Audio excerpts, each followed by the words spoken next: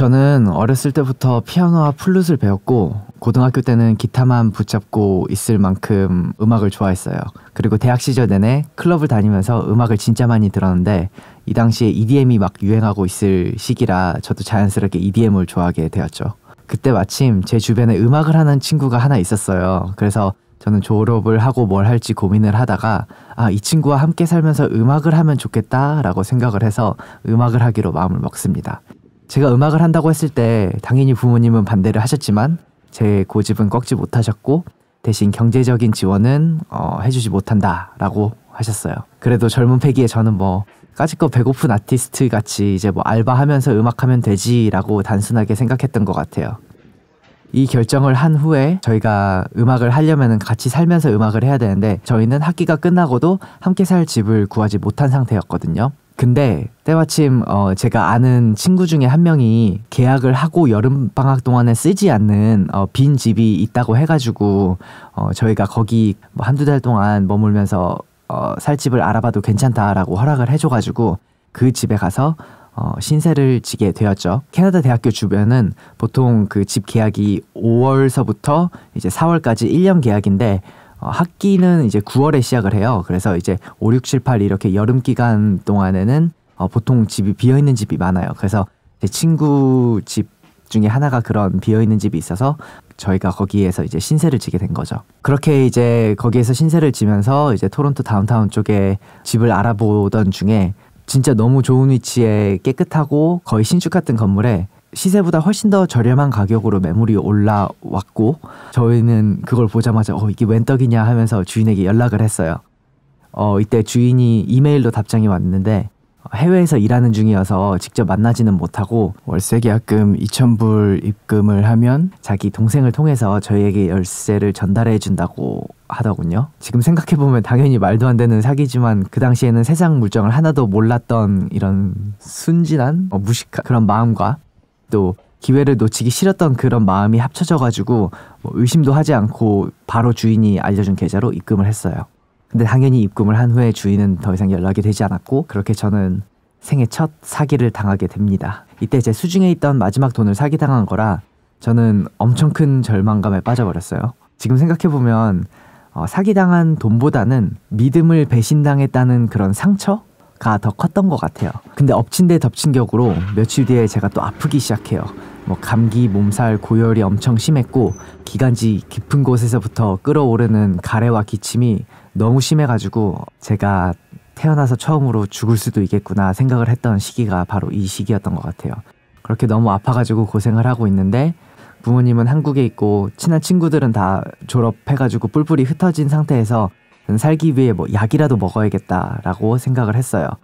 근데 제가 사기를 당해가지고 남은 돈은 한 푼도 없었고 그래서 제가 약을 구하긴 해야겠는데 그러면 도둑질이라도 하자라는 생각이 제 머리를 스쳤고 저는 그대로 생존 본능으로 살기 위해 동네 마트에 가서 감기약 하나를 집어서 주머니에 넣고 밖으로 나오려는 순간 어떤 사람이 저를 불러 세웠거든요. 그때 제 마음이 진짜 철렁했습니다. 그 사람이 하는 말이 제가 주머니에 약을 넣고 나가려고 하는 것을 다 봤다 라고 하시면서 마트 지하에 있는 어두운 사무실로 저를 데려가가지고 제가 약을 주머니에 넣는 그 CCTV 장면을 저에게 보여주시면서 경찰을 불렀어요.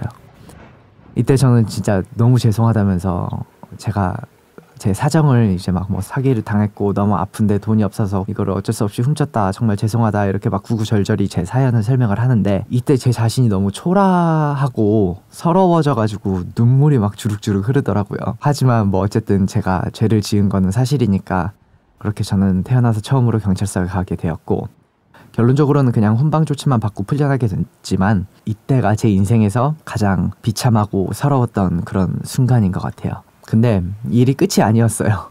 이 일을 시작으로 저에게 2012년 여름은 진짜 절망과 고난의 연속이었거든요. 제가 경찰서에 다녀온 후 며칠 후에 제가 그 신세를 지고 있던 친구가 있었잖아요. 근데 그 친구 아버님께서 어느 날 저에게 전화를 하시더군요.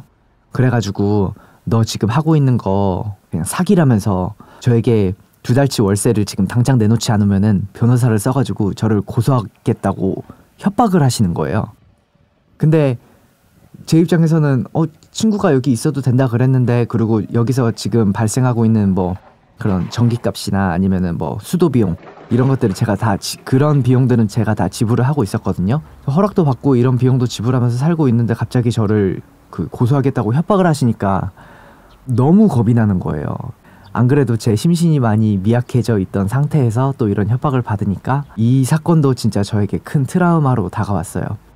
그 당시에 이 친구가 왜 아버님에게 뭐 어떻게 말을 해가지고 이런 사건이 발생하게 되었는지는 뭐 지금까지 모르지만, 어쨌든 저에게는 엄청 큰 상처로 다가온 사건 중에 하나였고, 또 저랑 함께 음악을 하기로 한 친구, 얘는 제가 월세를 사기를 당하고 돈이 다 떨어지니까 저를 그냥 가차없이 버리고 떠나버리더군요.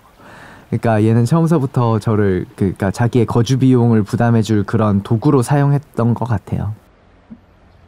그러고 나서 시간이 흘러가지고 알바를 하면서 그래도 이제 저는 음악을 해야겠다는 마음이 꺾이지 않고 알바를 하면서 음악을 배우려고 하는데, 이때 또 식당에서 일을 하게 됐는데, 이때 제가 뭐 자존감이 많이 낮아져서 그런지는 몰라도 손님들하고 동료들에게 엄청 무시를 받는 느낌을 받았거든요.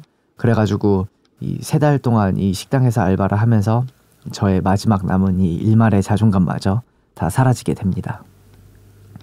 근데 또 알바를 하면서 음악을 한다는 게 말이 쉽지, 이제 알바 끝나고 집에 오면은 피곤해가지고 쓰러지기 일쓰고 뭐 그 시간을 내가지고 음악을 뭐 지금은 뭐 일하면서 같이 하고 있긴 한데, 그 당시에 저는 그걸 너무 쉽게 생각했고 어떤 끈기와 노력이 있지 않은 상태여가지고 음악은 하나도 하지 못하고 그냥 그렇게 여름 시간이 다 흘러갔어요.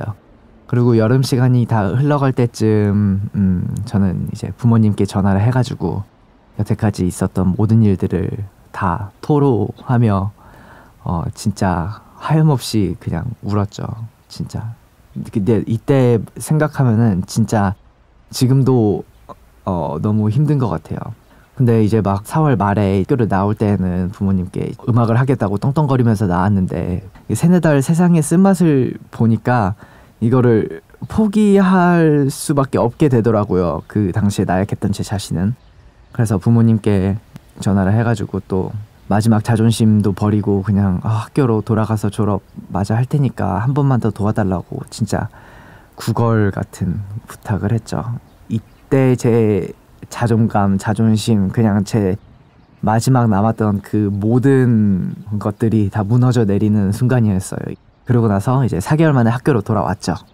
근데 학교는 전혀 다른 곳이 돼 있었어요. 제가 다른 사람이 돼 있었으니까 그랬던 걸 수도 있어요. 근데 뭐 어쨌든 저와 같이 살면서 모든 걸 같이 하던 친구들은 이제 졸업을 해서 떠나버렸고, 저는 아무도 없는 집에서 여름에 일어난 일 때문에 낮아진 자존감과 함께 인류에 대한 그런 실망과 증오 같은 것들이 되게 복합적으로 합쳐져가지고 세상에 나가기 싫더라고요. 그때 나이가 22살이었는데 뭐 지금 이런 일들을 겪으면 이겨낼 수 있었을 것 같지만, 그 당시에 그냥 아무것도 몰랐던 저에게는 너무 큰 일들이어가지고 정말 자존감도 남아있지 않고 그냥 세상에 나가기도 싫고 사람들이 다 날 하찮은 사람으로 깔보는 것 같이 느껴지고, 그래서 이때서부터 우울증이 생기기 시작하고 대인기피증이 생기기 시작했어요.